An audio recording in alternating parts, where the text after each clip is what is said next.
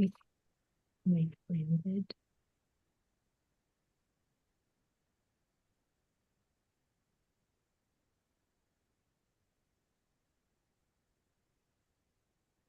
President Gonzalez, the stream is working.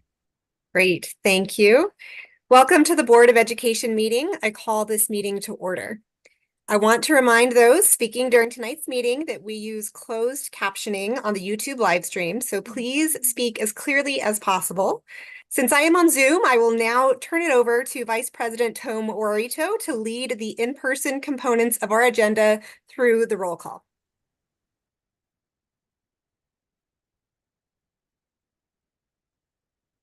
I ask that we all stand, if we're able, and please join in stating the Pledge of Allegiance in English and in Spanish. I pledge allegiance to the flag of the United States of America and to the republic for which it stands, one nation, under God, indivisible, with liberty and justice for all. Juro fidelidad a la bandera de los Estados Unidos de América y a la república que representa una nación bajo Dios, indivisible, con libertad y justicia para todos.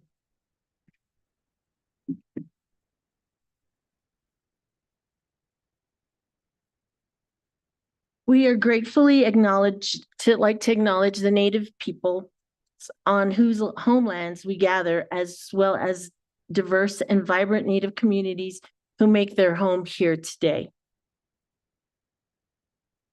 We will also have a moment of silence for those who have given their lives in service to their country.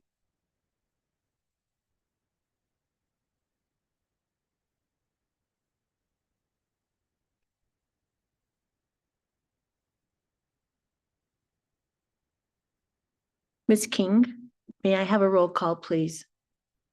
Janelle Astorga. She's here. She's having Zoom problems. Ronaldo Tomorito. Here. Heather Benavides. Here. Crystal Tapia Romero. Here. Josefina Dominguez. Here. Courtney Jackson. Here. Danielle Gonzalez. Here. And we now have Secretary Astorga as well. Welcome. So next on our agenda is consideration of adoption for the May 15th, 2024 Board of Education meeting agenda. Is there a motion? I move to adopt the May 15th, 2024 Board of Education meeting agenda. This is Courtney. This is Crystal. I'll second. Thank you. We have a motion from Member Jackson and a second from Member Tapia Romero. Ms. King, can we have a roll call vote, please? Janelle Astorga. Yes. Ronaldo Tomorito. Yes. Heather Benavides. Yes. Crystal Tapia Romero. Yes. Josefina Dominguez. Yes. Courtney Jackson. Yes. Danielle Gonzalez. Yes. And next on our agenda is minutes approval. We have approval of the minutes from the Board of Education meeting on May 1st, 2024. Is there a motion to approve? I move to approve the minutes from the Board of Education meeting on May 1st, 2024. I second. This is Board Member Benavides. Thank you. We have a motion from Member Dominguez and a second from Member Benavides. Ms. King, can we have a roll call vote, please? Janelle Astorga. Yes. Ronaldo Tomorito. Yes. Heather Benavides. Yes. Crystal Tapia Romero. Yes. Josefina Dominguez. Yes. Courtney Jackson. Yes. Danielle Gonzalez. Yes. And next on our agenda is public forum. Secretary Astorga, will you please share the instructions for public forum? Yes, thank you. Welcome to our public forum guests. When you signed up to speak, you were asked to review rules and expectations, which our presiding officer will enforce. The New Mexico Open Meetings Act requires that our agenda specify in advance the items that will be discussed and voted on during the meeting. Therefore, public forum is not a dialogue among speakers and board members, but rather a chance to hear from our community. We will call participants to speak in the order they signed up, whether in person or virtual. Those here with you all tonight will be asked to come to the microphone at the back of the room when their name is called. Online guests will stay in a virtual waiting room until it is their turn to speak. We have set aside 45 minutes for public forum. If there are 22 or fewer speakers, you will each have 2 minutes to speak. Otherwise, you will have 1 minute. Tonight, we have 9 speakers. Once your time is up, you will be asked to quickly wrap up. If you feel unable to convey your message, you can email boarded@aps.edu. In addition, for those of you here tonight, a representative from our service center is here to assist you. Mr. Gonzalez, please introduce the speakers. Thank you, Board Member Astorga. Our first speaker tonight is in person, Janet Sayers. You're already on your way. 2 minutes once you begin speaking, ma'am. Good afternoon, and I'm happy to be here on behalf of High School Number 7, Del Norte High School, which opened in 1964. So Del Norte is going to be having a 60th birthday the entire school year of 2024-25. And I have a few other comments. And tonight I am exercising a lot of the Goal 4 skills I learned as a student. I'm going to be perseverant, trying to raise money for Del Norte, self-regulation, self-efficacy, although I'm going to use self-confident, and also social awareness to not be overbearing and obnoxious in what I do and say. But this is very important, and for people to learn these skills. And I do want to say, I'm hoping that the board will reconsider the arrangement of this. I feel very disconnected with you all way up there and the speakers way back here. But in any event, I will be pleasantly supportive of trying to move it back to the way it used to be. But I do want to say that we've had a very successful breakfast treats program since 2016. Every month we honor our staff with a variety of snacks and coffee. The Starbucks across from Del Norte has been our partner now for 8 years, giving free coffee. The Albertsons across from Del Norte has frequently given us gift cards to help pay for items, and excuse me, the rest of it is paid for by the Alum Nights, which is a group of alumni from the different years. And we've also had different sponsors provide prizes for our teachers. So thank you again for your time and your service. And I look forward to hearing what other speakers are going to share with us. Thank you, ma'am. Our next speaker is Kathleen Hager. You have 2 minutes once you begin speaking. Thank you all, and thank you for letting me be here tonight. My principal, has tried so hard, as has Linda Elliott from Special Education, to work on a district practice that needs to change. A few weeks ago, a student hugged me and said, "Thank you, Mrs. Hager, for not letting me get killed today." He and his classmates were in my office again after being evacuated due to violent behavior in their room. Students were making me cards to thank me for keeping them safe. I hope this gives you pause, as it does to me. This is my tipping point. No child or staff member at an APS elementary school should be in this much fear from another student. We have a problem at APS, at least at the elementary level, on how we are currently dealing with the federal law IDEA, parent preference, and the interpretation of least restricted environment for a very small number of students who have repeated violent behavior. Currently, we are asking Gen Ed staff to act as a behavioral health care facility. And as a result, staff and students are getting hurt both physically and emotionally. It needs to stop. Not just harm from others, but also self-harm from the students themselves, which young children are witnessing. I am asking tonight for you to, one, get an outside legal opinion of how APS has been interpreting least restricted environment, the request of parents, and keeping children exhibiting repeated violent behaviors in general education environments. Two, help APS create a protocol that honors FERPA and the privacy of struggling students, but informs parents when their child has been targeted or has witnessed verbal or physical violence at school. Third, request a survey of current employees to get a better idea of how many incidents have occurred this year. I had here at another school, when she went to get medical help, they asked, well, how hard can a 6-year-old hurt you? Ms. Hager, Ms. Egger, you've gone over your 2 minutes. I'm sorry. Can you wrap it up in a very quick sentence? I got hurt a few weeks ago by a student who's been exhibiting behaviors for 2 years. We need your help. I know it's a tough situation. I know we have federal laws, but we need your help. Thank you. Thank you, ma'am. Our next speaker is Jayrin Segmiller. Once you begin speaking, you'll have 2 minutes. Thank you. It's good to be with everyone. This is my first time speaking in a forum like this, but I represent a lot of the parents at Hubert Humphrey Elementary School. I'm here to express concerns over the bell schedule changes for this next year. Hubert Humphrey was put on the late bell schedule, so elementary school will start at 9:15 and end at 4 o'clock. We're worried about the mental and physical health of the students with this late start time. I have 3 children who attend Hubert Humphrey, and right now 3 of them are in baseball.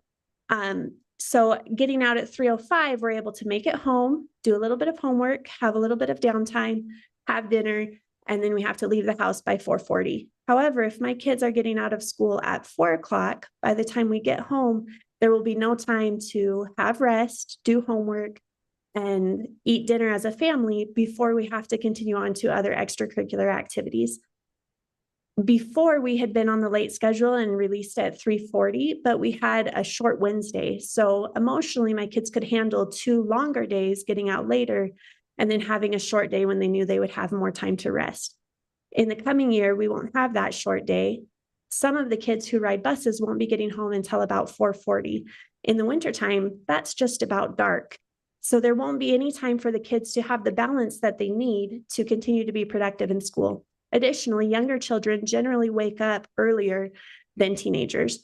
My kids naturally wake up between 6:30 and 7:30. So then they have extra time in the morning, but it can be less guided with working parents. So I want the bell schedule to be considered again and see if there are changes that can be made, particularly for our elementary school, but for all elementary school children, so they can have the balance that they need to continue growing as young, healthy children. Thank you. Thank you, ma'am. Our next speaker is on Zoom, Melanie Melancon.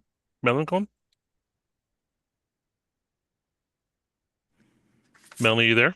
I am. Okay, you'll have 2 minutes once you begin speaking, ma'am. Okay, thank you. Good evening, board members and Superintendent Blakey. I am an APS parent as well as a staff member at Hubert Humphrey Elementary. I'm speaking tonight to address the new late start time that was assigned to our school next year. As others have spoken in the past few meetings, this late start time is not good for our young children. I teach kindergarten, and a 4 p.m. dismissal is entirely too late for these young elementary school children. If the middle school families disliked the late start time and it created struggles for them, why would you inflict this time on elementary families? We were told that we were assigned this later start time because we used to be a later start school in previous years. A 3:40 p.m. dismissal was given when we had a half-day Wednesdays and a shorter school day before the state mandated longer days. That logic is not acceptable.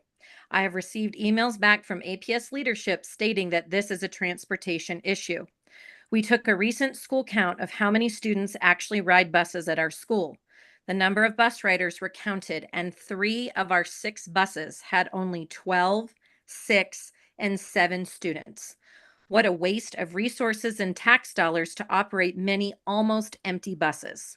It seems like there is definitely some opportunity to combine bus routes and use the buses more efficiently. Our kids should not suffer for the mismanagement of one department.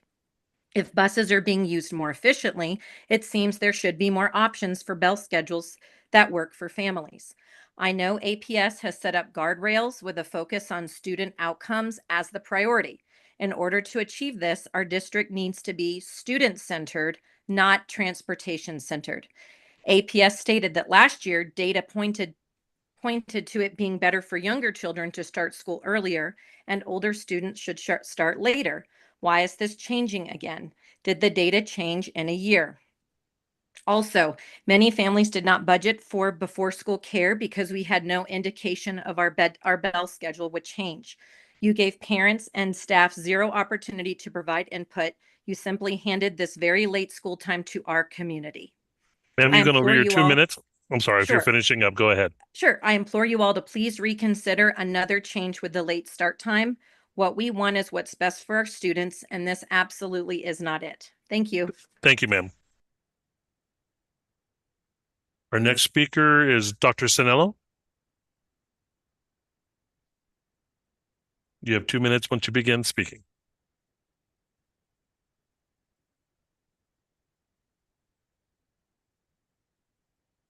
All right. Good evening, Madam President and school board members, and thank you for serving. My name is Dr. Geraldo Chunillo, alternative health doctor and minister. For the last few months, I have been advocating for our children's health and well-being of New Mexico, especially in Albuquerque. By now, you all have heard that principal was fired and other employee on administrative leave due to parents who were rightfully outraged by this sexualized performance at a Trisker Heritage Academy's prom as a result of the public outcry against this. Many medical doctors in other countries found there is no solid evidence supporting the medical transitioning of young people. Why aren't American clinicians paying attention? Sexual explicit, age inappropriate pornographic books have been identified in many districts across New Mexico. These inappropriate books are in both middle schools and high schools. Besides being on a library shelf, some teachers have assigned sexually explicit pornographic books to be read by students. Isn't that child abuse? Did you know this sexual perversion will promote confusion and deceptions in their minds and therefore lead to increased mental and emotional illness and suicide? That said, it devalues traditional manhood and womanhood the way our Creator instituted in our culture of one nation under God. Remember your oath of office, section 22-5-4 of the Public School Code. The local school board shall have the following powers of duties. Point A, subject to the rules of the department, develop educational policy for the school district. That said, shouldn't you develop educational policies of reading, writing, arithmetic, not sexual policies of perversion, mutilation, castration, and sterilization, which promotes abortion, molestation, and transgender among students? Please do the right thing for the sake of our children's health and well-being. Thank you. Thank you, sir. Thank you, sir. Our next speaker is Don Ortega.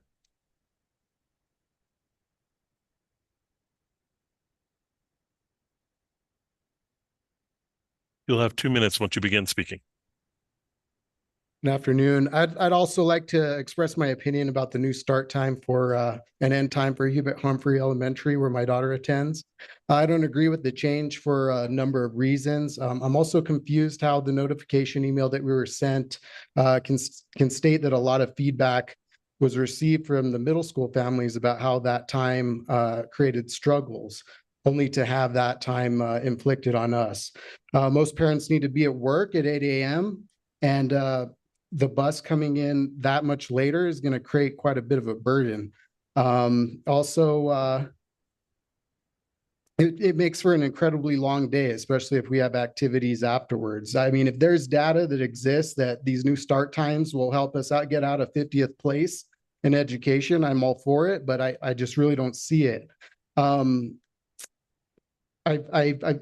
also the calendar as well, with such a short summer break and all these different breaks, it makes a challenge for a lot of families to get their kids taken care of on those days. I also think it's problematic for the teachers. It makes such a long day for them. It's hard for them to stay energized and ready to deal with a bunch of kids when they're there for 9 hours. It's not like they're sitting in an office all day and can don't have to take care of so many children. Good. Thank you, sir. Our next speaker is on Zoom, and that is Amanda Slade.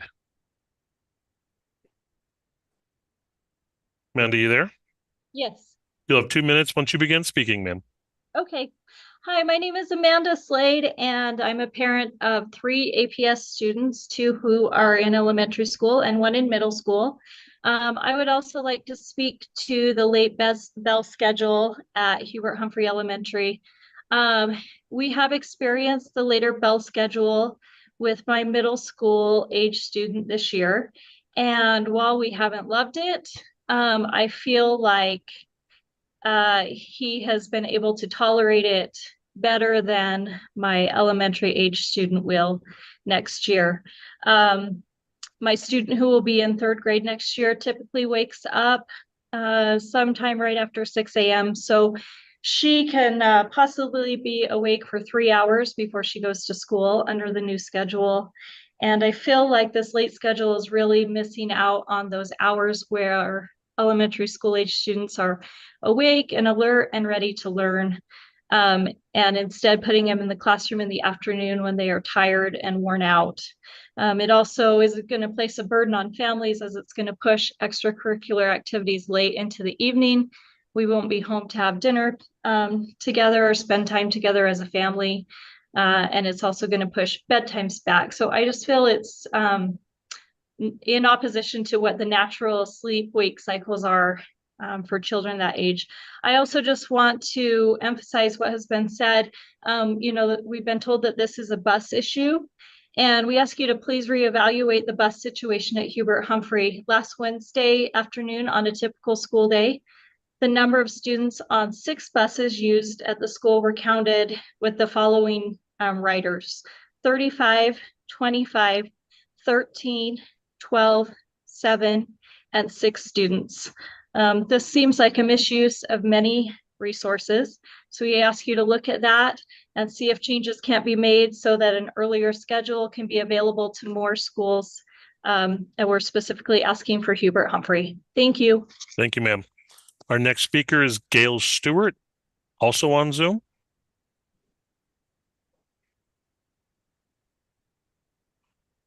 Gail, are you there?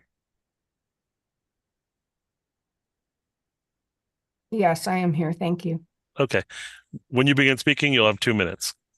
Thanks. I wanted to speak tonight because I know the board's going to be talking about Goal 4, which focuses on skills, habits, and mindsets for life success.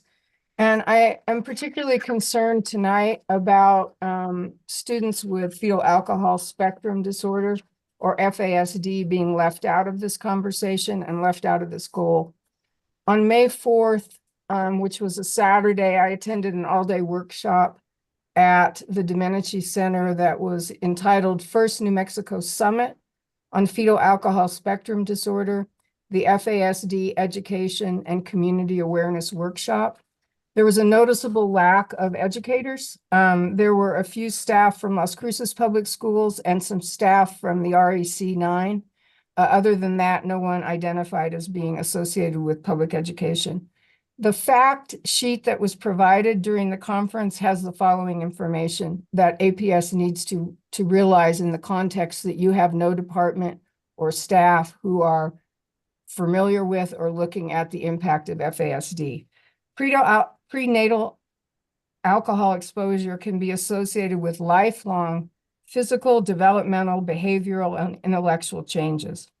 According to the CDC, fetal alcohol spectrum disorder adversely affect 1 in 20, or 5% in the United States, which is about 2.5 times more than autism than students impacted by fetal alcohol spectrum disorder. Right now in New Mexico, in APS, if we have 70,000 students, we have approximately 3,500 students impacted by FASD.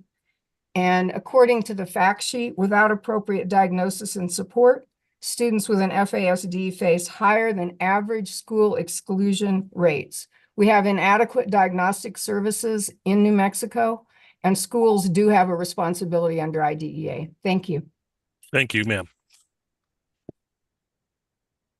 And our last speaker tonight, Brian Rice, is in person. Mr. Rice, you'll have 2 minutes once you begin speaking. Thank you. Madam President, board members, I come to you today as a parent who needs relief. I need relief from the administration in this district. There is a systemic problem with our administrators. I'm not here to talk about my daughter's experience at the beginning of the school year when the principal said there was no need for a bathroom policy, even though she was denied bathroom access and had to go throughout the remainder of the day with bloody clothes. I'm not here to talk about the time a teacher decided instructional material included the movie Meg. I'm not here to talk about the time my daughter was accosted in the locker room and then reported to her teacher only to be identified as the offender. And then when we pushed back, we were told, oh, administration can handle that. And then we waited for administration to get back to us. November, December, January, February, March, April, May. We're still waiting.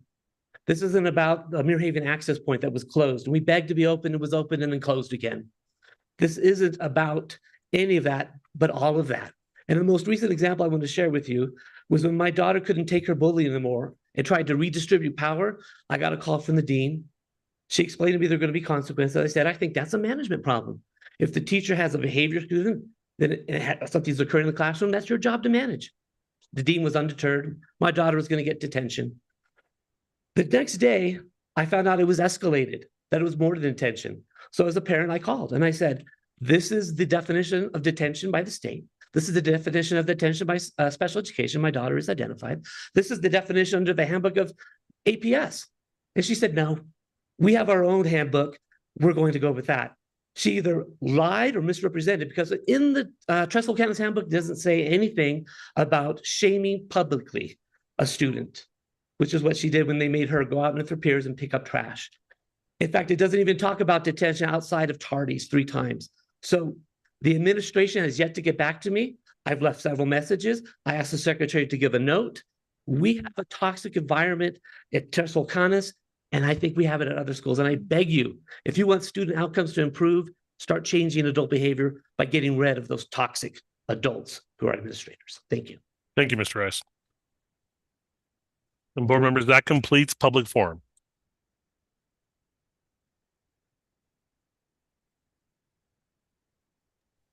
I'd like to thank our public forum guests. And with that, we will move on to our next item on our agenda, which is our student outcomes focused governance. As part of our commitment to student outcomes focused governance, we will now monitor progress as noted on goal 4, which is to increase the percentage of students who demonstrate the skills, habits, and mindsets most aligned to life success: perseverance, self-regulation, self-efficacy, and social awareness, as measured by an evidence-based and aligned tool. Vice President Tomorito will facilitate this discussion, so I will turn it over to you.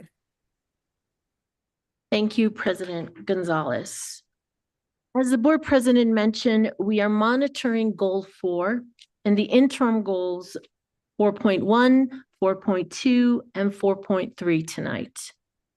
Before we begin the discussion, we must confirm that the monitoring reports are complete. I met with Dr. Blakely last week to review the reports, and I believe they meet all the criteria, but I will open the floor for anyone else who may think otherwise. Does anyone have evidence that the reports aren't complete? No. Excellent. Since everyone agrees that the required elements are present, we will turn to presentation, starting off by hearing from our 4 high school students who spent the last semester serving as board member interns. They will be introduced by President Gonzalez. At the conclusion of their presentation, we turn to Dr. Blakely and staff to discuss goal 4. Thank you, Vice President Tomorito. I am really excited to introduce our student presenters for this evening, and also pretty bummed that I can't be there to see them present in person. All 4 are juniors at Albuquerque High School. Go Bulldogs. They have spent the last semester working with me and with the Board Services Office in the pursuit of several objectives. The first of these was to identify strategies to leverage student voice, especially on behalf of the board. And this has included research on student board members in other districts in New Mexico and across the country, and also looking into and engaging with student-led and student-serving organizations here in Albuquerque. In the process of this work, they began to dig into the board's goals and particularly how students in our community view these goals, think about these goals, or aware of these goals. And in the context of that, the student interns were especially interested in goal 4. Both in seeking to understand the board's intent with the goal, but also exploring how other students across the district, across APS, view the goal, how students view the skills, habits, and mindsets themselves, also how students view the Panorama Survey, and how students view existing and emerging strategies in schools to build social emotional learning and more. So as they're all 4 full-time students, they have been using the time that they do have available to meet with APS staff and with students to explore these questions, and are here tonight to present their initial findings. And I want to just underscore that this is not a scientific endeavor. This isn't a research project. The students that our interns have reached so far, we know are not representative of all of APS. And we also know that there is much, much more that we can do to both explore and to augment student engagement and voice. But I'm excited that we are beginning to take a small step into that. And this represents just the beginning. And so with that, I'm really excited to turn it over to Ada Applegate, Lila Lawrence, Elsie Miller, and McCarley Trigg.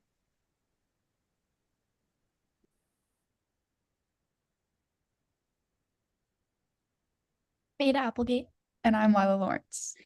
And we are all juniors at Albuquerque High School, and we were recently granted the opportunity to intern with the Albuquerque Public School Board. And recently, our focus has been surrounding the social, emotional aspect of learning. So next slide, please.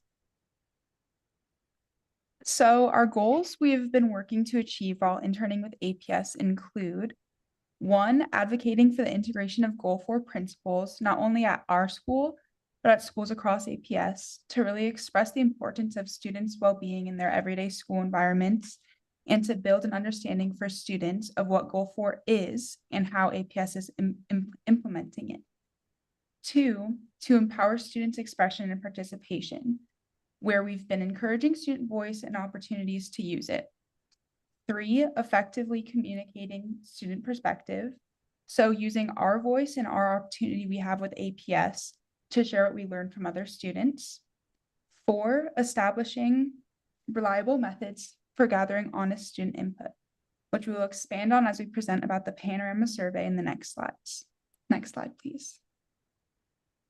As interns, our project has primarily been surrounding the Panorama Survey, which students from grade 6 till 12 took in the March. And ultimately, the goal of the survey was to assess students' social and emotional skills, their school climate perceptions, and students' overall well-being. And ultimately, the board wanted to receive accurate data so that they could assess areas that are in need of improvement, and then ultimately to proceed with a plan of action. Although, as we collaborated with Super SAC, Albuquerque High Senate, and activities directors, we found that there was a lot of controversy surrounding the survey, and this was primarily because students didn't take it because it was administered during the advisory period, which is not very well attended by the students. There was a lack of understanding surrounding the why of the survey, and ultimately there was a lot of dishonesty. I know in my personal experience, I clicked C for each response and called it a day. I was done within 5 minutes, which contributed to the inaccuracy of the survey. So students just really want to understand the why and the importance of the survey and where it's going, because we all truly do value our student perspective. And it was just unclear to us regarding the measures that the board was taking in order to understand it. And yeah, next slide, please. Okay, so when we met with Student Senate and Super SAC, we initially gave them a Kahoot that just asked if they took the survey, if their friends took the surveys, and then if they knew why they were taking the survey. And then towards the end of our presentation, after we explained more about it, we asked them 3 questions. We asked them to write their answers down on sticky notes, and we asked how we can better survey high schoolers, how they achieve Goal 4 in their everyday life, and then what advice they would give a freshman to better achieve self-efficacy, and then just for other feedbacks and general suggestions. Next slide, please.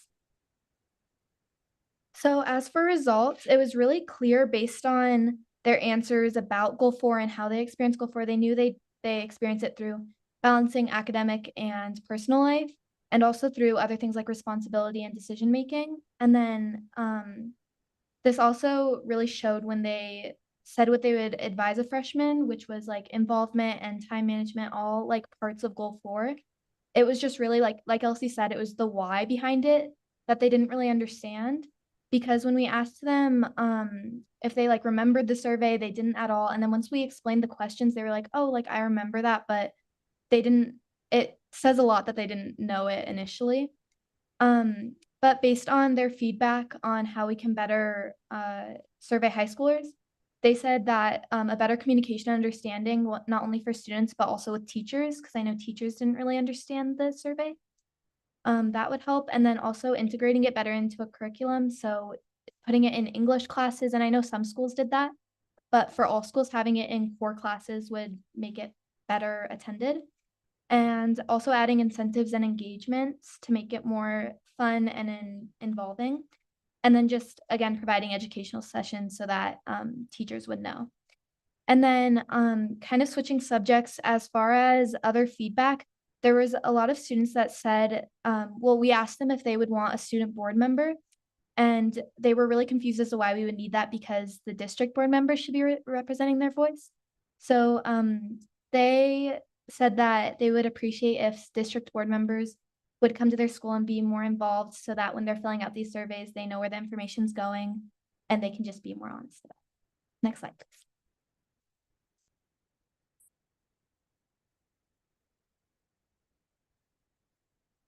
Okay, so we want to use the feedback that Ada was kind of mentioning in the previous slides to encourage the board to implement a few of these ideas within the district. So the first thing would be kindness activities throughout schools. So an example of this would be sticky notes with positive affirmations on them that you can go up to a wall and grab off of, and then also little clothespins with like kind notes on them that you can clip on people's backpacks. And I think that this would just really elevate the environment of schools.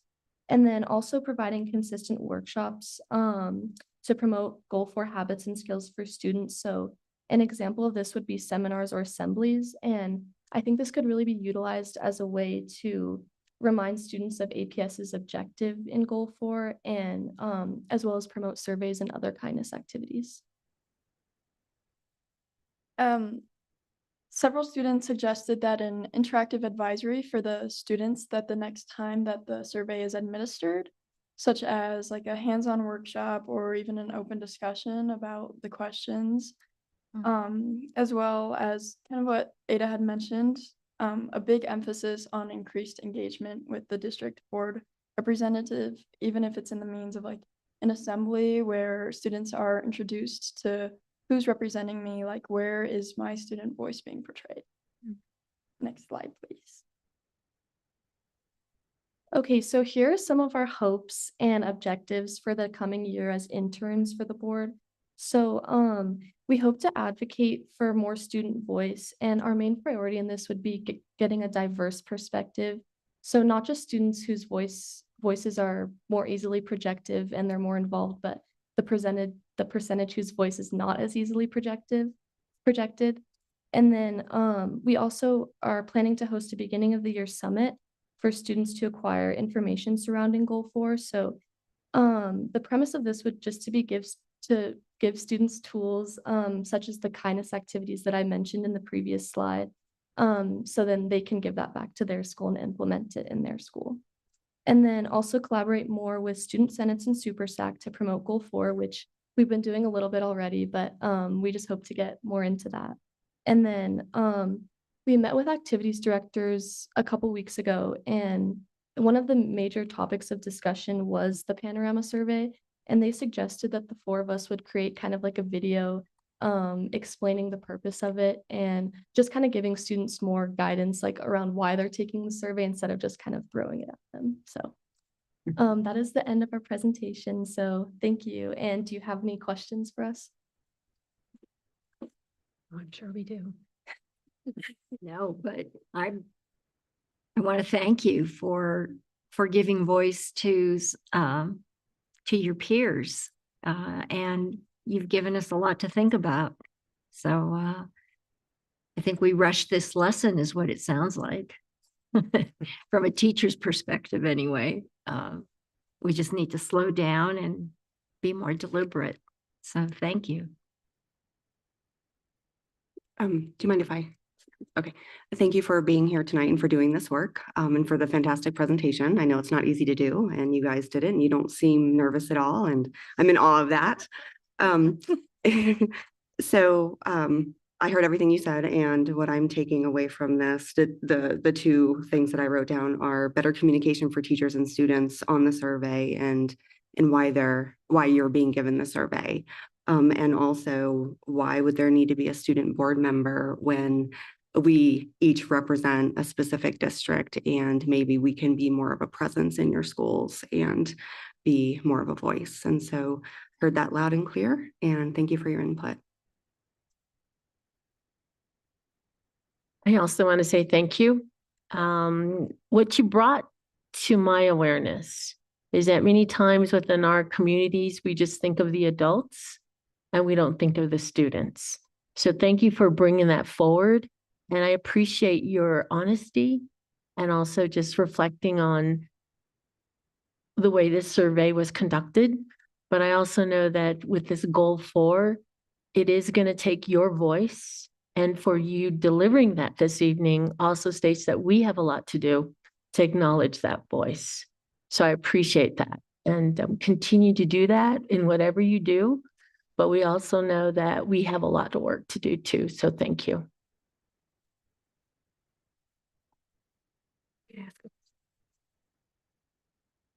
So yes, thank you so much, you guys. I am very impressed with your presence and your ability to present in front of a large group of women. I even sit up here and I get nervous. So you guys were fantastic. I do have a couple of questions for you, if that's okay, because I know you've worked hard on this, and I want to kind of dig a little bit more. So my first question is, and you've kind of alluded to this, but I'm hoping that you can elaborate. Do you find differences in the definitions of Goal 4? And do you specifically find differences between how the students would understand what Goal 4 is versus what the adults would think Goal 4 means? I think within ourselves, and then also just the feedback we received, like within the sticky notes, I think everyone has a different definition of like what is self-efficacy, because I think we all have different means of what accomplishment means to us. And I think it definitely does vary between students and adults, because I think adults have this perception of what they think success is for us. And I think we like to work in small steps. And I think students have a different understanding as we're coming of age. And I think that's why student perspective is so valued, is because we're the ones actively in this education. So I think we have gathered like an understanding of what we want, what we appreciate, and what we need to see in the future. And so I think that's kind of why student perspective is so valued, is because I do think that there's oftentimes a difference between kind of perceptions between the adults and the students of what Goal 4 and social emotional learning is. Anybody else before I ask a more pointed question? Okay, so you mentioned success, and you don't have to be the one to answer this, but what would a successful Goal 4 look like to you as students? What do you foresee what do the adults need to do to make sure that you are successful reaching Goal 4?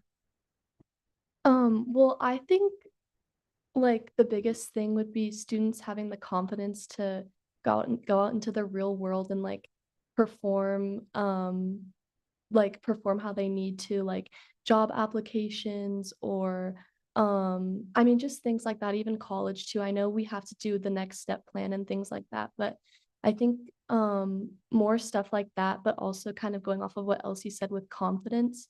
And I think like giving students more workshops and stuff like surrounding confidence would really like be able to boost like like students' ability to have success like once they graduate high school or elementary or middle school, honestly.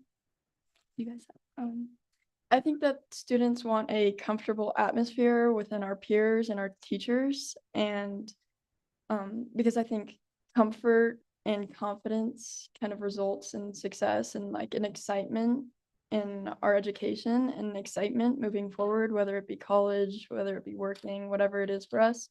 So I think just if the board can really work to create like a comfortable atmosphere where we're going to school excited to learn, not where there's a ton of stress surrounding, but I think that's where the social emotional learning focus should kind of surround.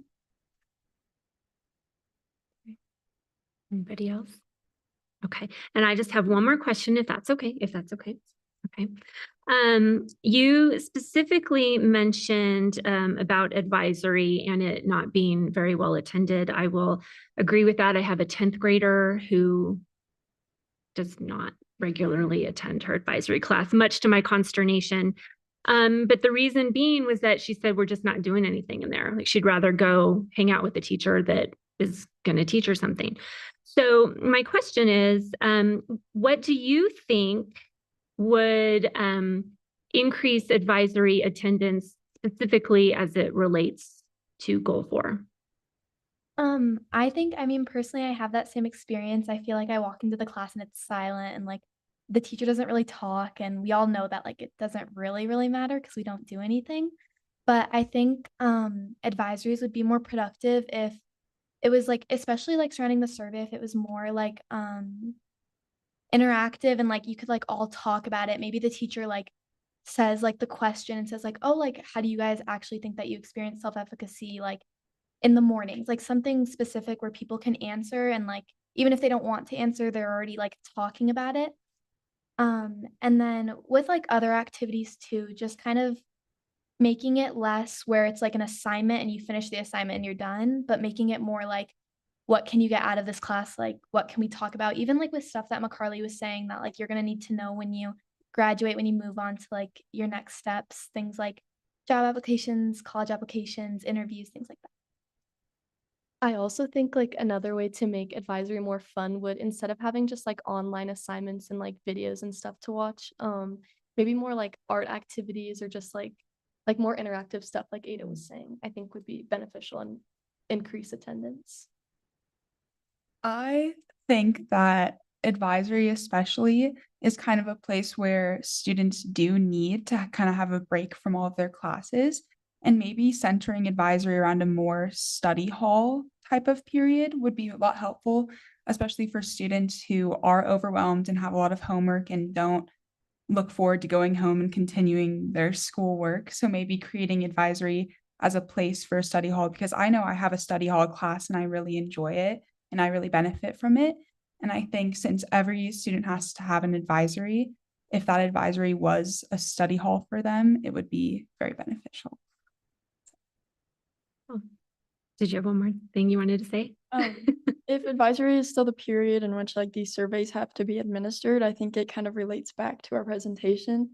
And I think just creating a bigger understanding within the teacher to promote that this relates to your student perspective. I think that'll make advisory more beneficial. And then also what McCarley was kind of saying, like art activities, but then like relating it back to social emotional learning, like make like a little clothespin that says something encouraging and give it to a classmate. Like I think relating those back to social emotional learning would be something that's like exciting. Like I want to go to advisory, but also keep it like productive. And then yeah, I'd say study hall. Fantastic. Thank you. I appreciate you letting me kind of ask you some questions, because I know you guys have put a lot of work into this. And so I appreciate you kind of letting me dig a little bit further into what you've learned, because we're about to ask some questions about Goal 4. And now I have a lot more questions to ask the administration. So I appreciate it. Thank you. Right. I have a comment. Oh, I think wait, we we've have got another more. question. Hold on. Not necessarily a question, more of a comment, because I believe you truly exposed a ton of gaps that we weren't necessarily aware that we had. Even initially when we created Goal 4, I think we received like some pushback about Panorama, was it going to be a really solid tool that was going to measure the success of Goal 4? And when we're hearing the realities of, what we appeared to think was going to happen versus the reality of the end result, they're night and day. And in my heart, I'm sitting here, I'm like, dang, we got it wrong. Like, I'm just going to own up to it. Because I really, we have the best of intentions going forward and how we think something is going to be received, but we don't know until we actually see it play out. And I want to thank you for being as honest as you were with us, because for me, I'm like, we have to go back to the drawing board and really figure out how we can connect the dots here. And I will say this too, I think when you talk about advisory, my biggest pet peeve is coming to a meeting and feel like I'm wasting time. And I feel like if you guys feel you're doing that in advisory, we got to do better. Just putting it out there. And so thank you for speaking. Thank you for what you said today. I will say in my heart of hearts, I don't believe any of it fell on deaf ears. I think it's actually going to spark a lot of change, and you're going to see the ball roll in a direction that is really going to improve outcomes for you all in the long run. So thank you. Thank you for sharing. Hold on, I think. Thank you. I just wanted to also thank, just to get in Elsie, Ada, McCarley, and Lila for the work. And also just to underscore that they completed all this in a really, really busy time. If we think May is busy for us, they also had sports and AP exams and SAT, I think, and a whole bunch of other things going on. And so the work they were able to do is pretty amazing. I also just want to underscore again that this is just a slice of information from a small group of students. So we can read into it what we want to read into it, but we have to take with it the size of a grain of salt that is needed to acknowledge that it's just a little, as I said, dip of our toe into the water of student engagement and student voice. And so I know as the APS administrative team presents on their strategies and their initiatives related to Goal 4, we'll get an even clearer picture. But just to remember that this is just sort of getting started, one small group of students talking to another small group of students. And then I also just wanted to flag that we're not done with them yet. So we have had our first semester, which I'm super excited about, and they will continue to engage with us even over the summer to plan our fall student summit. And so looking forward to continuing to work together, but then also seeing you all in the fall and in the summer as well. And so just thank you for your time and for your presentation. Thank you, President. I have a question real quick before we move on. It'll just be quick. Thank you for your presentation. I really enjoyed listening to everything that you have put together. Real quickly, you did mention that you wanted your board members to engage in your schools more with your students. I wanted to know, what would that look like for you to be intentional from your board members to be not only just at your schools, but engaging with you and listening to what you have to say. So what would that look like? I think as simple as an assembly and an introduction of who our district members are and board members are, and kind of having that communication from adult to student and knowing that there is an opportunity to work with the students so we feel heard. And I think opening it up to any students who want to voice concerns or feedback or anything that they are concerned about in their daily school environments would be really important. More specifically, I think even if they had I know a lot of schools have an Instagram page. If there was a post where it was here's your district board member, here's their email, and any ways that they can be contacted, I think that would be helpful. Excellent. Awesome. Thank you so much. Thank you. And we have one more question.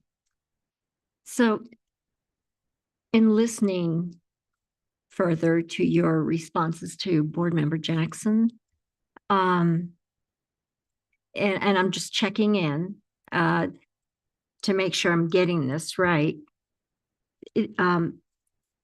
Your advisory teacher, is that a person you have a relationship with throughout the day? I think it depends on what students you talk to, but I'm pretty sure from who I know and from Albuquerque High that the majority of us students do not have close relationships with our advisory teachers. Even though some of them are like our core classes. I know McCarley, your advisory teacher is our math teacher, but my advisory teacher is one of the librarians, and I think it's gotten switched since I was a freshman. So I think that's very hard to do in most schools, but yeah. So thank you for that. And so as a follow-up, then does it matter that you know your advisory teacher? Yeah, I think it definitely makes a difference. I think like my advisory teacher still doesn't really do the activities that are like planned for advisory still, but I think it does make a difference because then you can connect with them more and like they'll give you advice on what to do. And yeah, I think it definitely makes a difference for sure. I think it would definitely also hold students accountable, because I think if I have advisory and then I see my math teacher next class and he's like, "Where were you? Why is there a Starbucks in your hand?" I think that would also definitely make a difference. So I think if we can build awareness also within those core teachers or whoever those advisors are, and then also make them a core teacher, I think that would be super beneficial. Okay, thank you. Thank you very much. Any more questions? I'm just taking a picture. Thank you. Oh, yeah. Oh, smile. Okay. Oh, now look at me. Sorry. 1, 2, 3. Yeah. Thank you. Thank you so much.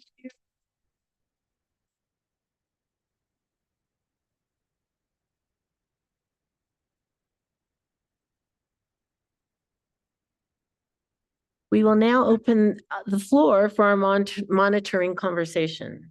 As a reminder, we ask technical or tactical questions before tonight's meeting. Those questions and their answers are posted with the agenda for the public to see. Each board member is expected to ask a question during the discussion to help us understand how the administration's actions align with the board goals and guardrails. Those questions must be smart, strategic, measured focus, ask-oriented, result-driven, and time-bound. So let's get started.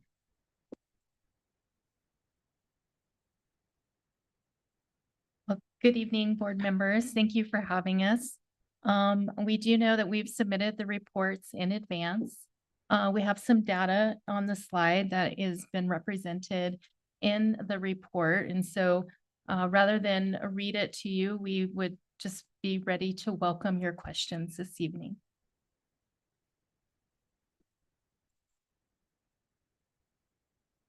Does anyone have questions? Okay, Heather. Okay. Good evening, and thank you for being here today. So my question is referencing goal 4.1, grade 5, and it is systemic root causes, the bottom of page 3. And so it says developmentally, it may be difficult for 5th graders to conceptualize setting and achieving long-term goals. So my question is, what strategies and resources can be provided to support 5th graders in setting realistic and attainable long-term goals? Thank you for that question, Member Benavides. That was definitely a key learning for us in thinking about particularly perseverance and the definition of perseverance, how we might think about persevering through something, but then also how the actual definition that we're using in the survey is measuring it. And it is more for those long-term kind of goals and thinking about, I have a 10-year-old who can't quite even fathom that school is going to be out in 3 weeks, right? Like it's just like, well, what are we going to do? I'm going to do what we do every summer, right? And so really having, I think, the tools center around a lot of conversations that includes students considering their own data. So they begin to really look at their own learning, where it is they want their learning to go, and then using the tools to do a lot of goal setting, goal review, conversations. Like this is very intentional teacher work that we want to support so that they can begin to have those really, for a 5th grader, probably daily conversations about how are you progressing? Are you working on your goal? What is your goal? let's review your goal. Let's think about, your future performance. Because I do think that sort of foresight is hard to develop, particularly as we get older, it gets easier for sure. And so, as far as like the specific resources, I will, say that we really need to sort of dig into that. And as we prepare for the fall, make sure that we have those resources so that we can help prepare particular elementary teachers and what those conversations would look like in the classroom. Thank you. Hello. So after reviewing it, and I guess what caught my attention specifically was where we're off track for 4.1. And what I seem to have noticed was a trend throughout each 4.1 through 4.3 was the lack of family involvement. Specifically knowing that for fifth graders, like that's our infancy stage of trying to develop a lot of these skills, do we have a plan where we will include families to help us partner with actually hitting these specific goals to include their students and knowing that it's a joint effort? Yes, thank you for that question. We are having a lot of conversations right now, especially around family engagement, as we think about the many places that family engagement lies in our departments across the district, and talking about how we streamline that, not just in terms of skills, habits, and mindsets, but really for academic achievement as well. Like, what is the family role in supporting student achievement? And I have to say, I don't think it's one size fits all. I think what's really important is working with our leaders in the school to understand the assets in their community and then begin to think what is actually actionable in terms of what family involvement might look like. I foresee doing some of that work through our family engagement unit and our community school coordinators so that we are presenting perhaps on the data related to goal 4 for an individual school, and then working with families in terms of, okay, well, what is perseverance? How do you use goal setting in your family? In public forum, baseball was mentioned, like what a nice way to begin to talk about goals. And I can't talk about baseball, so I shouldn't even bring it up, but it does seem we can insert those. And so I do just think like calling them out intentionally in the school community. And I am depending really on our leaders, and I hope to empower them to be able to do that for us. If I may just elaborate a little bit and make a connection, recognizing that interim goal 4.1 is relevant to fifth graders. I think there's a real connection to highlight in the family engagement and the parent input that was requested as recent as yesterday. As we look at HB 171 and the reimagination of high school and high school graduation requirements, but very specifically, the component of input around the next step plan. My hunch is if we were to have asked the students who were seated before us just a moment ago, tell me about the next step plan that you are working on as part of your high school experience, you would have got maybe some glazed over looks. And I think that is some of the feedback that we've received in terms of how do we use a statutory required component, the next step plan, at the high school level, but really the power is penetrating that work down to the elementary school level. How do we help our students who in fifth grade may have a hard time comprehending that in a few weeks they will be finished with third grade or whatever the grade level is? Look and dream, aspire toward a meaningful fourth grade year, middle school experience. I want to be, I can be, I do belong. So these different skills, habits, and mindsets, using and connecting the dots of the work that we have before us. And we are spending a lot of time, and we ask parents input on just yesterday, how do we reimagine high school? Well, really looking at that next step plan as an example and as an example of potential in really penetrating down to middle and elementary school. with real community and parental involvement. Thank you. And go ahead, President Gonzalez. Thank you. So I just want to say that I really appreciated the table that came in the Q&A document that included the statistical significance and confidence intervals, because that was really helpful to interpret the information.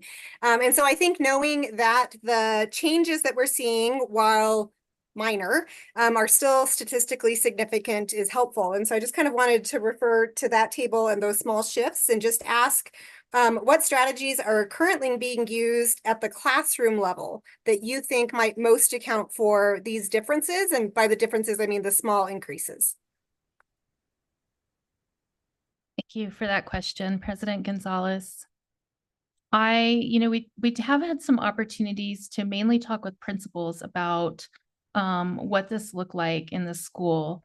When we gave our fall administration, and I came before you then, we reported that self-efficacy was where we were lowest.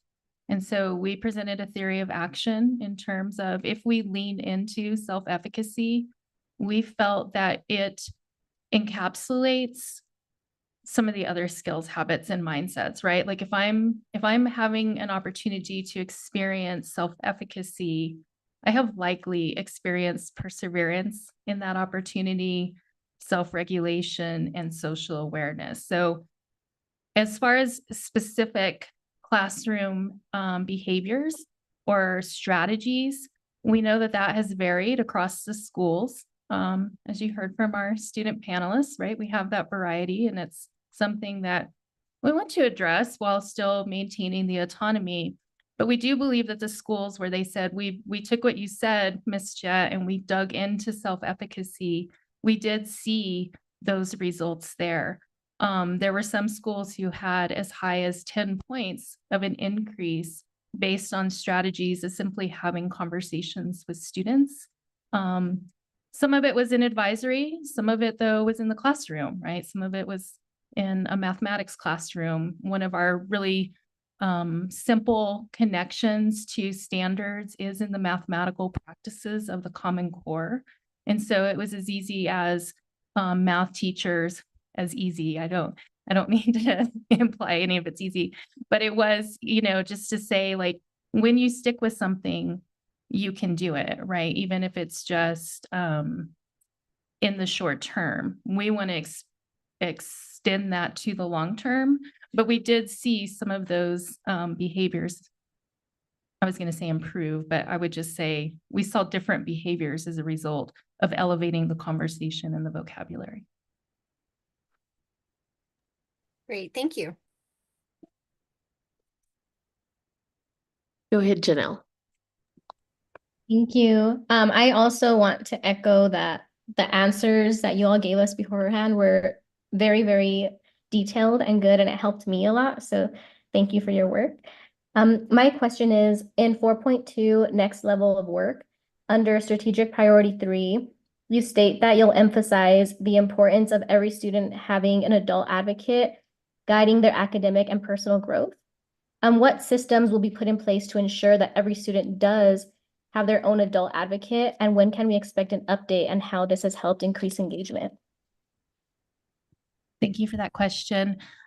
I think we heard it tonight from the student panelists, and sometimes student voice is a little scary because they tell us, they expose us, but I'm grateful for it, right? They really did tell us something about advisory that maybe we knew, but we weren't quite ready to face, but now we need to face it. And so particularly for middle school, based in middle school philosophy, we know that each student having a champion and advocate is critical to their development.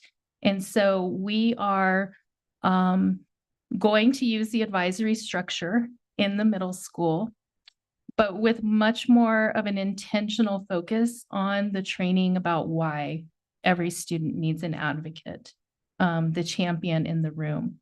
And as you probably saw, we mentioned in the report several times some really intentional development of advisory lessons that can be used to help teachers to do that. But I think at the middle school level, there's also a much sort of deeper conversation about, again, middle school philosophy, what it takes to get a young adolescent through that time period. They're doing a lot of identity work. They're figuring out who they want to be, why they want to be that person. And we're really instrumental in doing that. As far as what that would look like, I mean, we definitely want to get this school year up and running, provide that training as an emphasis, particularly at the middle school level, and set the expectation, and then go and see what is happening. I want to continue to use the student voice to get at what is really happening in our schools, and see, are we doing it? Are we really making that difference with adult advocates? And I am betting that it will make a difference, that when we train, that people really do want to do the very best that they can, and that they will do it and they will rise to the occasion.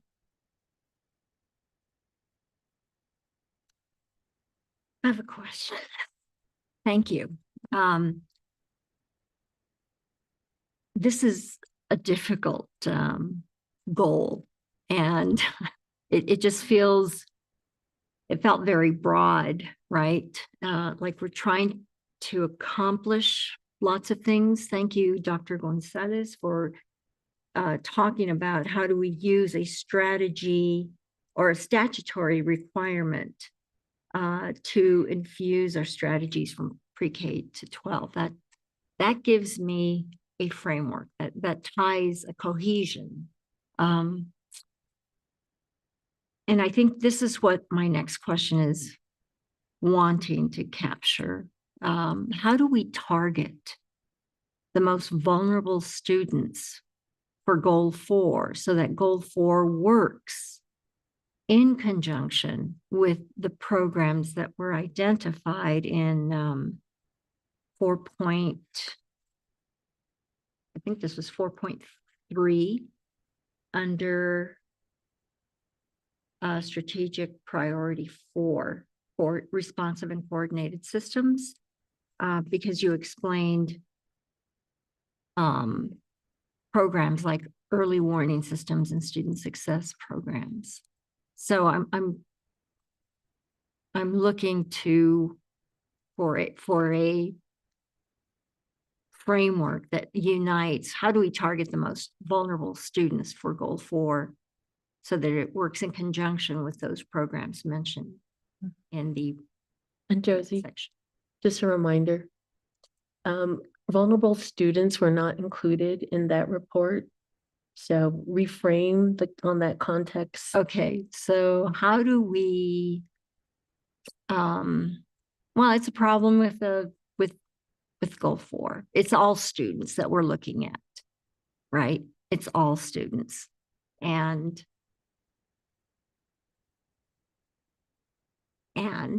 we'll see a gap. So how do we avoid gaps among all students? How do we I don't know. I forgot to mention this before we started, but Ashley, our coach, is also on for live coaching if needed. So I just wanted to put that out there because I totally forgot that she's on the Zoom. So if you would like to call a friend, she's here. Yes, thank you. I reached out to her earlier, and I would love to hear from her.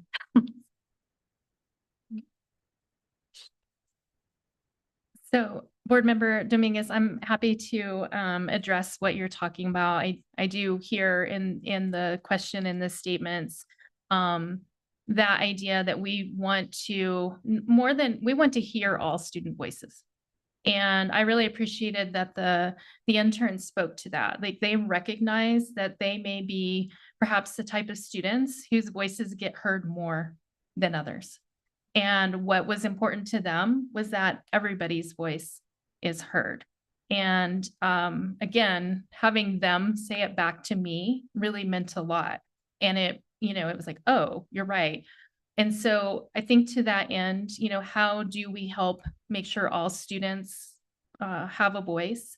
It does come through I think we have a lot of work to do in building the understanding of the value of our survey and what it is we're trying to do with Goal 4.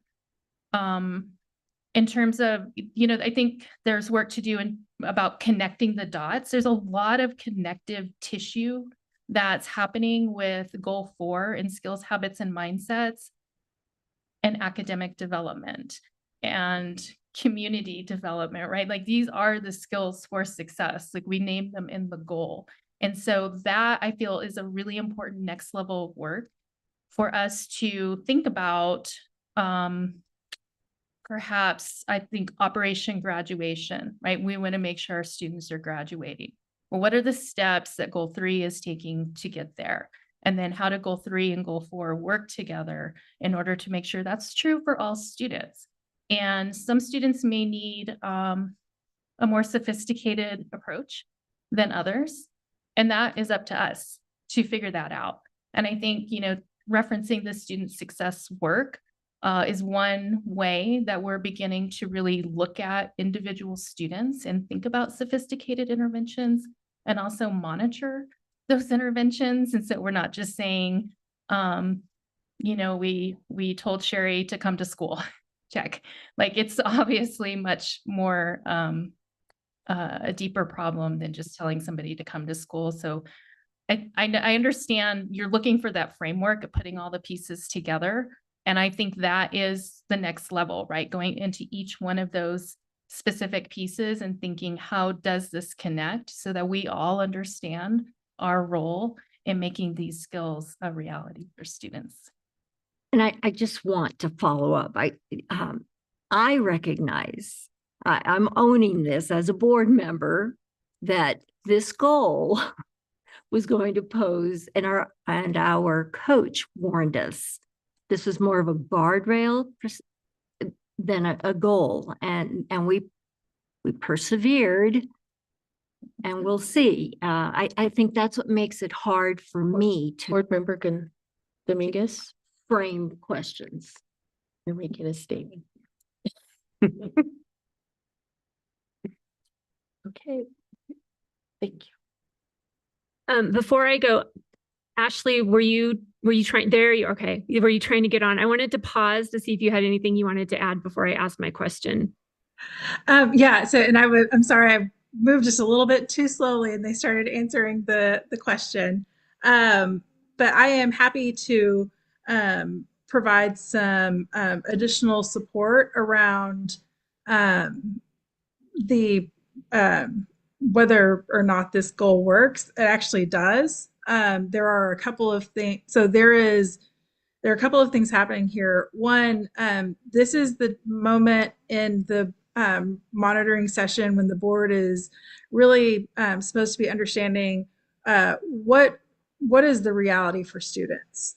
So the goal, we're looking at the goal progress measures. The goal progress measures provide data that tells us whether or not students are on track, what kind of progress they're making relative to the goal that the board set. There is an appropriate time to talk about whether or not this goal is still the metric that the board wants to focus on. That will come at the end of the monitoring session.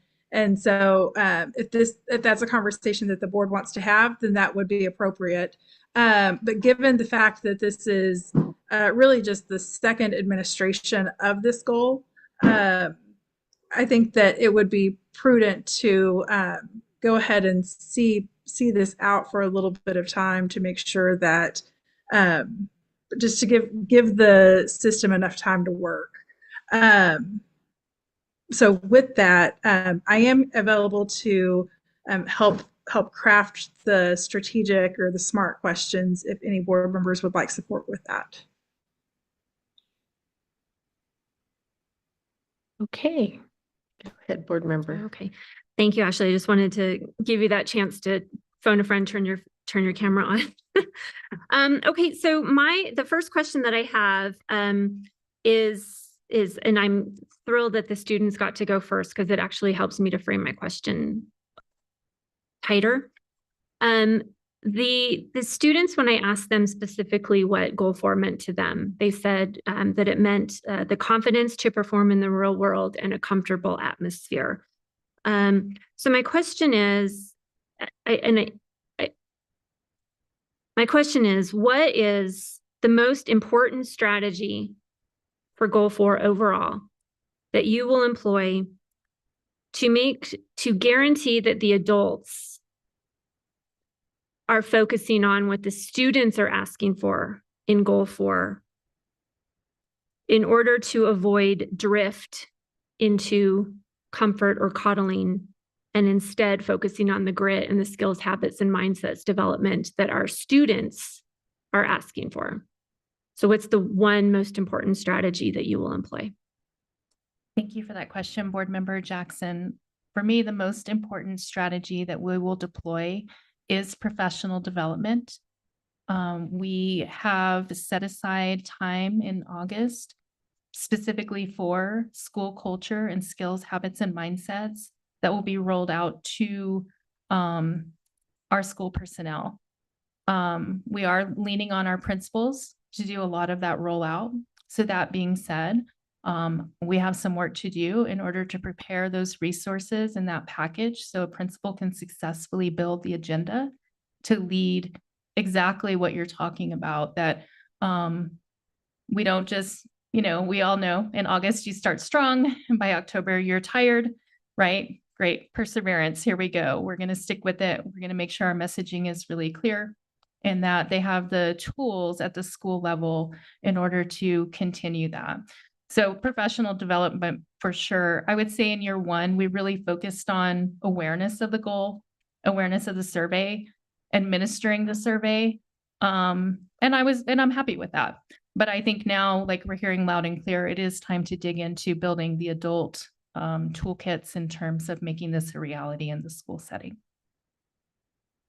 Thank you. I have a follow-up question. Okay. So, and I hope that I'm correct on this. We talked about current performance. Now I have a future performance question.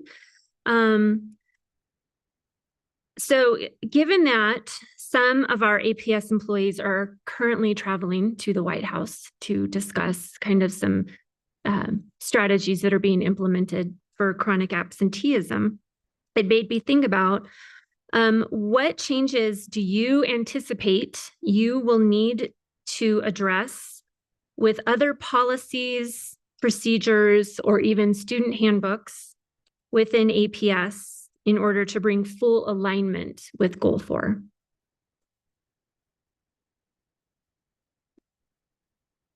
That's a big question.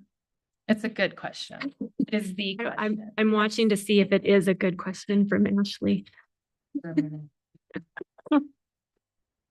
it could be that it's something that you can't answer now, but the fact that they're traveling and that we're getting responses from people regarding Goal 4, I'm just wondering, have you thought about how that might look in the future? Yes, and thank you for the question. I do think it's a big question. I don't know that I can fully answer it sitting here right now, but it is kind of the question that I think about a lot. How do we take the many systems we have in our education structure and push them all towards improving student outcomes? And that is going to take a lot of alignment in terms of really clear expectations about what we're trying to do. Certainly changes in adult behavior and how we're used to doing things. We really have to do some examination of even what have we done over the last 3 months, right? There are things that when I reflect, I say, oh, I will do that differently, and then implement it differently. First different, then better, right? Like, and can keep taking smart risks so that we are improving our systems and making them, I think, more aligned and more concrete towards improving student outcomes. That work has to happen. When we think about Goal 4, there's obviously the skills, habits, and mindsets that we measure. But then in my mind, there's this other piece over here that is counseling, intervention, MLSS, attendance work, right? There's all of these pieces that are going to push this data forward. And so this is where the alignment work is happening and where we're really starting to think about, okay, if we're looking at, let's say, early warning systems or student success systems, how do all of the systems that work in attendance, behavior, and course performance, how do they come together and have that conversation so that it isn't siloed anymore? I think in terms of, the strategy for moving that forward, it is getting those people in the room together to learn one another's work. And it's also an ownership of that work that we're all like, maybe it's now that I'm saying it out loud, maybe it's a redefinition of what student success is, right? It isn't just student success in attendance. It isn't just student success in course performance, but rather it's a whole package that we're putting together for students. I don't know if I answered the question. I felt like I rambled a little bit. I apologize for that because it is a really big question. Yeah, no, I sprang it on But I you. really appreciate it because the more I talk about it, the more I'm like, oh, yes, that. If I could add to, sorry, Dr. Blakey, I saw you lean in. Go ahead. I want to add a little bit to Ms. Jett. I think one of the things that led to the invitation from the White House to Albuquerque Public Schools to present today was a recognition of the work that's happened around supporting student success systems, otherwise known as EWS, early warning systems, in conjunction with community schools.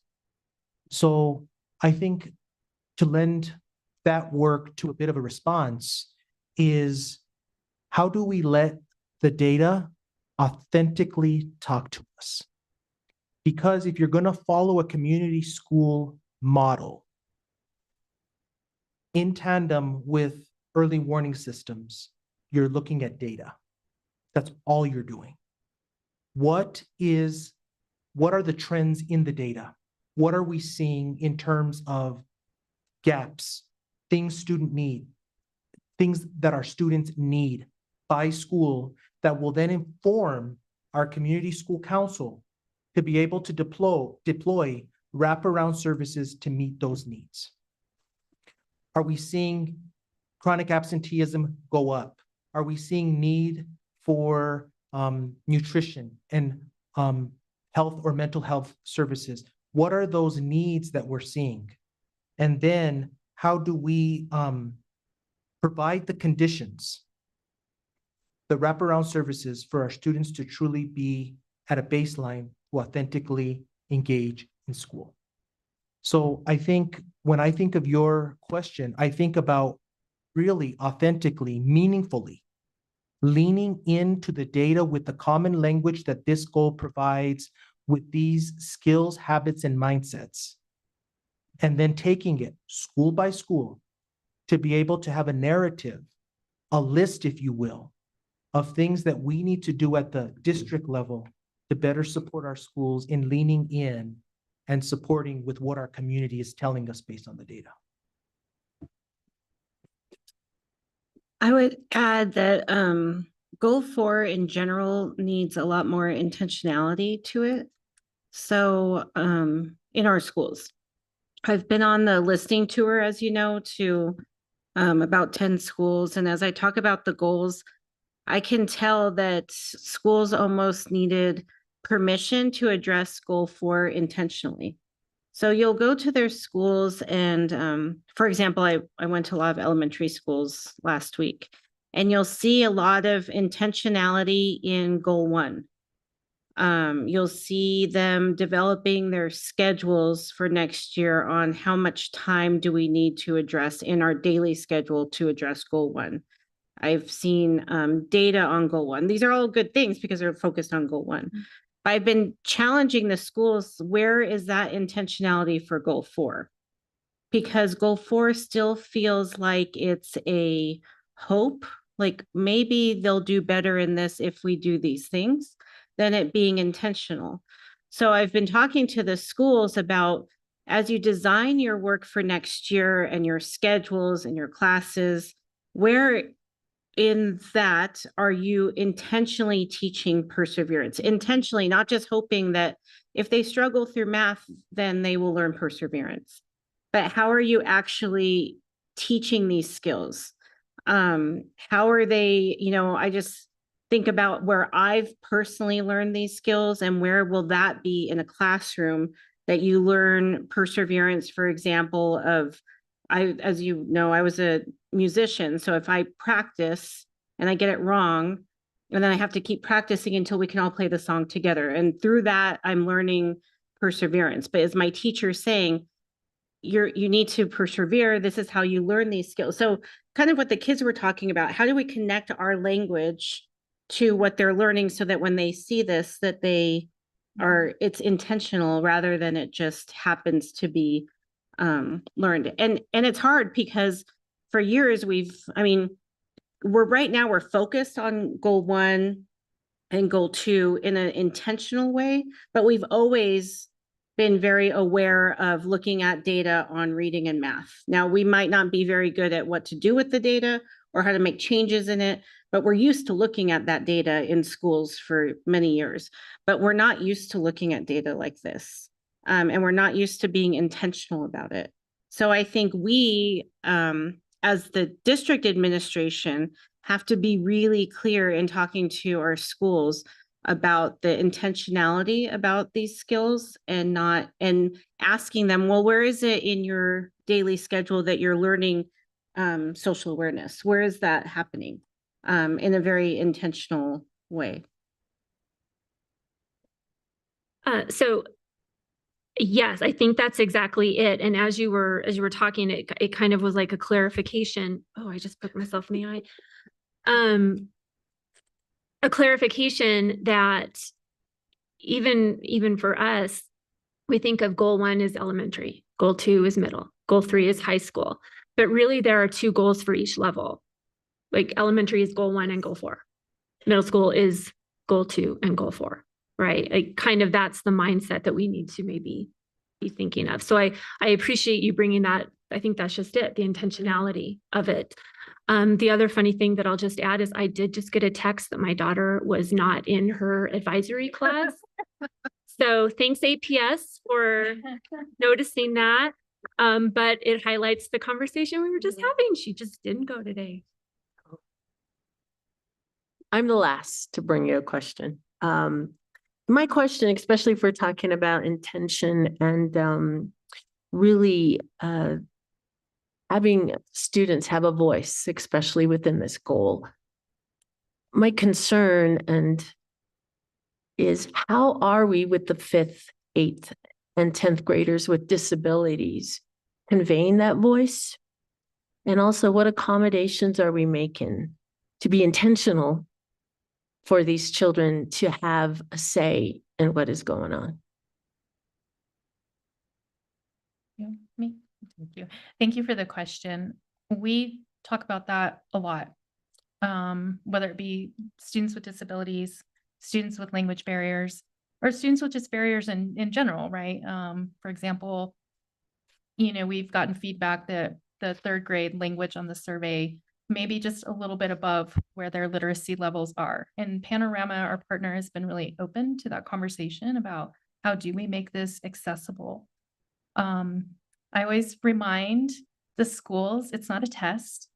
You don't have to cover any of the posters in the room when you administer the survey. You can talk about it. You can take it all together. You can take it one-on-one. I could read it to a student. The only thing I really can't do is answer for the student. And so I think as we develop the awareness of the importance and the value of the survey, and I do think that is work to be done, we will be able to elevate all voices. And it will take, to Dr. Blakey's point, some of the intentionality of recognizing for some students, it may take longer to do the survey together. But we value their voices so much that we'll invest that time because we really do want to hear what they have to say. So any of the accommodations would be available, but I do feel like there's good work to be done around let's hear student voice. That really matters, all the student voices. And if I may, Board Member Tom Morito, I would just add that when we're looking at our students with the IEP, and we think about those students and their transition plans, we recognize that that is an area of potential additional connections between the survey and that individual transition plan, which leads us to think about what are the structures that we currently have within Albuquerque Public Schools to truly make transition plans and transition along the continuum a meaningful experience that is relevant for our students as they progress and matriculate through our system, be it from 5th to 8th to 10th grade or beyond. And I can tell you that those conversations from a service program point of view are ongoing, as well as what is needed in relationship to the conversation we had last month with Goal 3, as we talk about post-high school and beyond, and looking at that transition plan and our students' ability to really have the conditions to be as successful as possible. Again, leaning on what our students said just before us, beyond high school.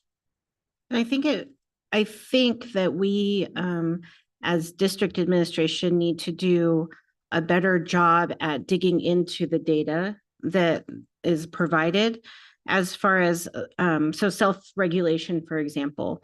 That term in several of our special education classes is used pretty intentionally with the teachers. And do we see that in the data of where our students with disabilities are in these areas? Like, and that being said, in all areas, who are the outliers in our schools and our students? And what is it that we can leverage of either programs or teachers doing specific skills with them that is causing us to see the outliers of the schools that are doing really well? Are they using terms like self-regulation, particularly in elementary? You hear it a lot. And on the other side, who are the outliers that are falling behind, and how can we dig into the data more in what you'll see in the interpretation in our next steps as well? Thank you. And thank you for also bringing up the transition plan and that connection. Because I often think when we are looking at character traits, so many times we disclude those as not being a goal or trying to help kids figure out that you're also in part of this. You belong. And so that these IEPs and transition plans specifically relate all of those pieces and the connections they need in order to understand that I'm included, I have a voice, and that this is also going to be meaningful for me to learn these characteristics. So thank you for doing that. One more? So just a clarification. I've been texting with my coach. And I think it's important to say that my question originally was about how do we target the most vulnerable students for Goal 4 so that it works in conjunction with early warning systems and student success programs. Those programs target at-risk kids. They target vulnerable kids. So I think in the end, the question was appropriate, just for the record and just so we know. And that's why your question about special ed education students with disabilities may very well fall under this as well. And so thank goodness for the coaching. Did it. He did it. And conversation, right? Because it's in, we said this, it's in conversation, it's in the back and forth that we clarify our questions, that we get a better understanding of, you know, all that's before you, before us. Board members, do we have any more questions that we would like to ask? I'm exhausted. No. Or President Gonzalez went. Oh, there she is. Oh, there she is. Do we have President Gonzalez, do you have any additional questions? All right. So thank you, board members, for this productive conversation, and thank you also for taking the time to address these questions. Now we must vote on whether or not we will accept the monitoring report. As a point of clarity, we are voting to accept this report as a formal acknowledgement that we had a satisfactory conversation with the superintendent and have a deeper understanding of how the current reality for students lined up with our vision for them. To accept, we must answer yes to the following 3 questions. Does the reality of this report meet our vision of the goal? Is there growth toward the vision? Is there a strategy and plan sufficient to cause growth toward the vision? If the answer to all 3 is yes, then the board can accept the monitoring report confident that the data is accurate and that the superintendent is working to improve student outcomes. President Gonzalez, I turn the meeting back to you. Before I proceed, I just wanted to confirm that the answer is yes from everyone. Yeah. Yes. Okay. It's just, your heads are super tiny, so it's hard to see nodding. All right, then. Thank you, Vice President Tomorito. Can I have a motion to accept the progress monitoring reports for Goal 4, interim goals 4.1, 4.2, and 4.3 for skills, habits, and mindsets for life success? A mouthful. I move to accept the progress monitoring report for Goal 4, interim goals 4.1, 4.2, and 4.3, skills, habits, and mindsets for life success. This is Courtney. I'll second that mouthful. This is Josefina Dominguez. Thank you. We have a motion from Member Jackson and a second from Member Dominguez. Ms. King, can we have a roll call vote, please? Janelle Astorga. Ronaldo Tomorito. Yes. Heather Benavides. Yes. Crystal Tapia Romero. Yes. Josefina Dominguez. Yes. Courtney Jackson. Yes. Danielle Gonzalez. Yes, and so the motion carries and we will accept the progress monitoring report for Goal 4. Thank you to the administration and the Goal 4 team for all of your work. And also, again, just thank you to the interns. I don't know if they're still there, but for your work as well. No, and for the presentation. With that, we will move on our agenda to agenda items 6, which are action items. And the next one is to consider approval of the 2024-2025 Fine Arts Education Act application for funding. I want to note that we did receive the materials in advance and we had the opportunity to read them, review them, and to also ask questions in advance. And so we do have Dr. Antonio Gonzalez, Chief Academic Officer, and Gina Rosinski, Executive Director of Fine Arts, who are available to answer any additional questions. So if we do have questions, I will turn it back to Vice President Tomorito to facilitate that conversation, or we can accept a motion to approve the application for funding.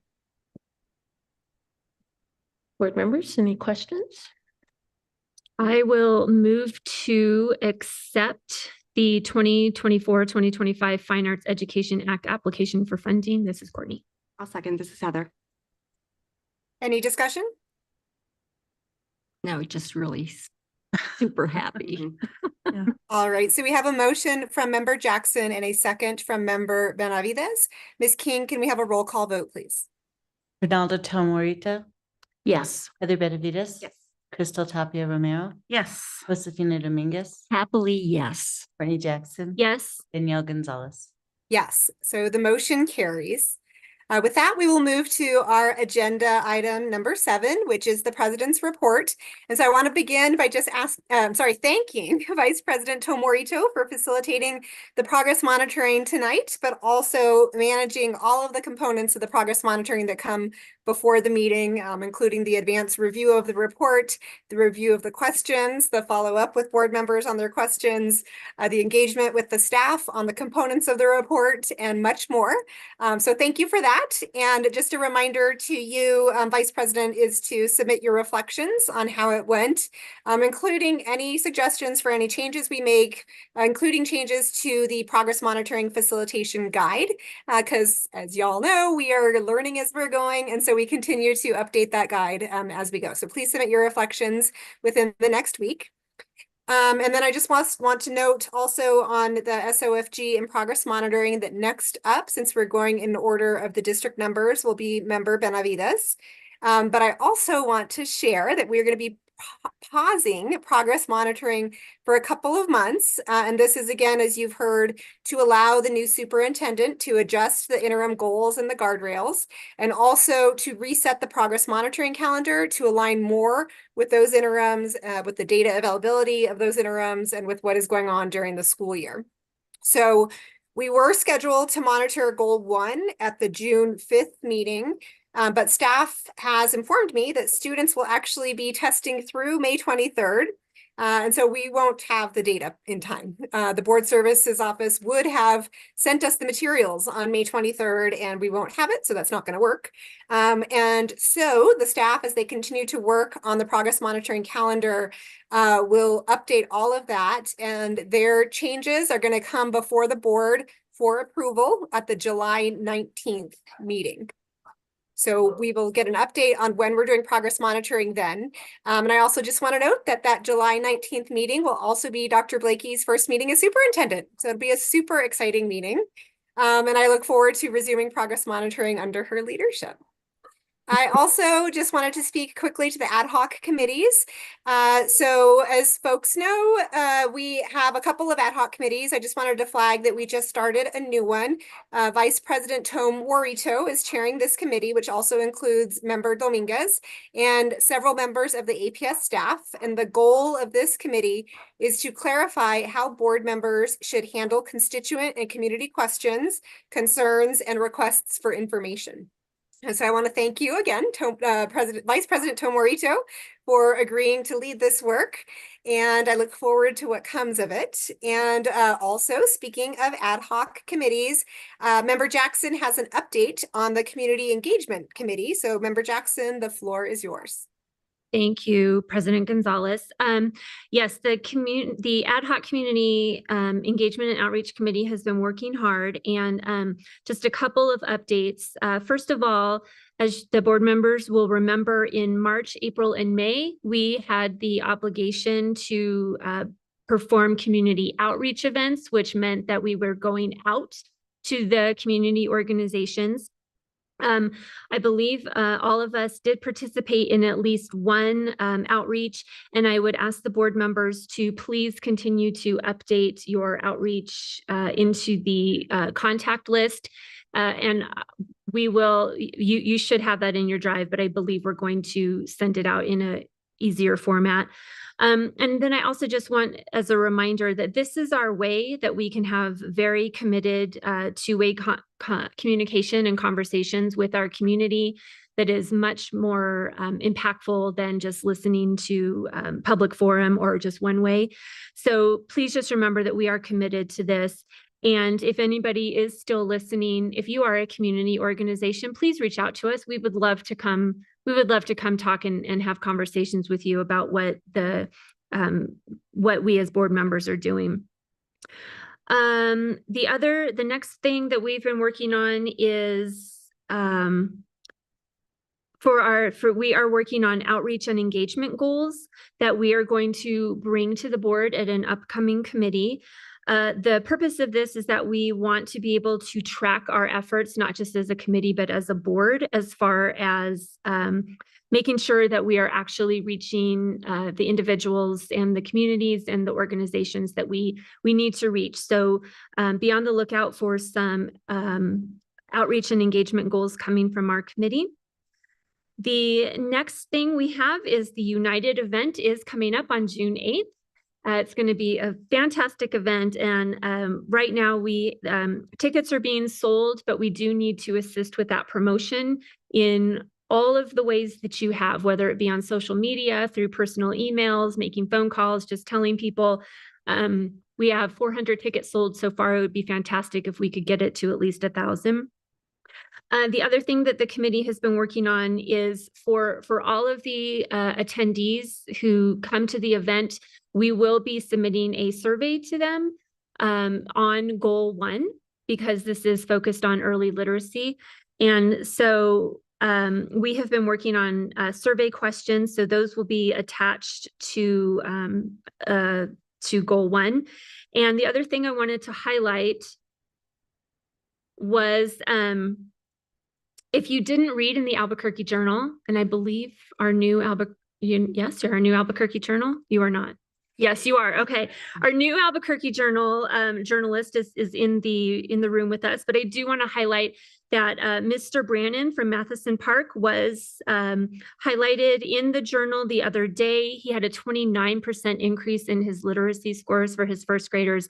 And so I think what we are doing is absolutely working. And his school will, or his group of first graders will get tickets to the United event. The last thing that the committee is working on is the State of the District event that is occurring on August 28th. We're in the process of planning, but this is going to become an annual community event. It will be highlighting Dr. Blakey. She will give a state of the district, but really it's for us to talk about our achievements to our goals, guardrails, and strategic plan to date, and to just give honest assessments as to how the state of the district is.